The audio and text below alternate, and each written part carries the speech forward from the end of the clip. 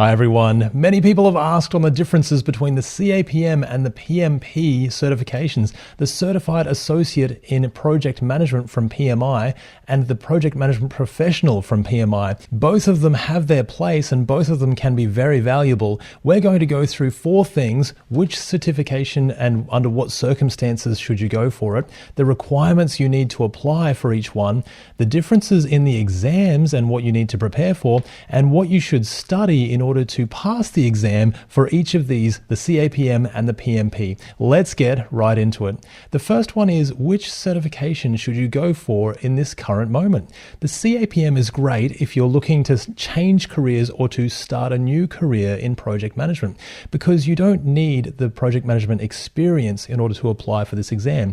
You do need the education hours, and you want to learn as much as you can about the project management process. For example, predictive project management, agile principles, and business analysis, requirements and solution validation, for example. But you'll learn all of those things, and that can really get you a leg up and a start in project management if you want it. The PMP is more for showcasing your project management expertise, to show you're an expert, because even just to apply for the exam, you need 3 years of experience leading projects, plus, or at least, and sometimes it's 5 years if you haven't got a degree, but we'll see that in a second, plus 35 contact hours of project management education. The PMP is a globally recognized certification, so you can really take it anywhere around the world. Now, what are the requirements to apply for each one? For the CAPM, you need a secondary degree or a high school diploma or a GED or global equivalent, basically a high school diploma in most countries, plus 23 hours of project management education. For the PMP, it's a little bit more involved because you have to show that experience. There are 2 options actually, or 2 main options. You can have a secondary degree like a high school diploma or GED or a global equivalent, plus 5 years of professional project management experience leading projects. Or if you've got a degree, a 4 years degree or a bachelor's degree, you only need 3 years of project management experience. So those are the 2 main options, but you also need the education hours as well. So you need 35 contact hours of project management education, or if you've already got your CAPM, that automatically counts as your education hours for the PMP application. Now, what are the differences on the exam? For the CAPM, it's 150 questions over 180 minutes, so that's 3 hours. In the test, 135 of those will count towards your mark, and 15 of those are what they call seeded questions. So they put them in just as test for future questions to see how people go and see if they want to include them in future tests. In the CAPM, we're going to be looking at a few different things to make up the total exam: project management fundamentals and just core concepts of project management. So the project management environment, what a project manager does, for example, that's 36%. Predictive, or what's known as waterfall methodologies, step-by-step project management, that's 17%. That's a project management process.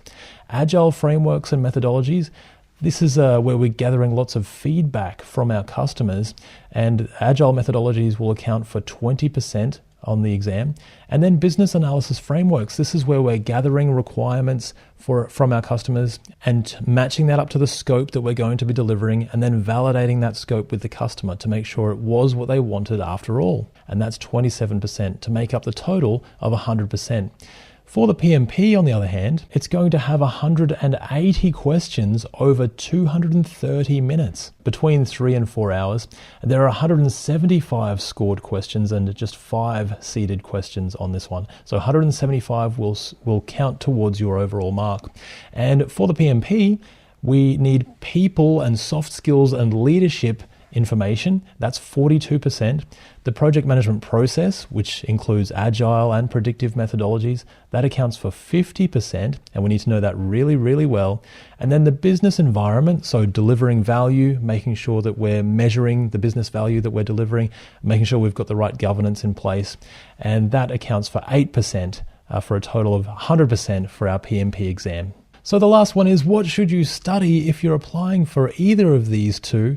The CAPM has the exam content outline, which we went through just briefly before, those percentages.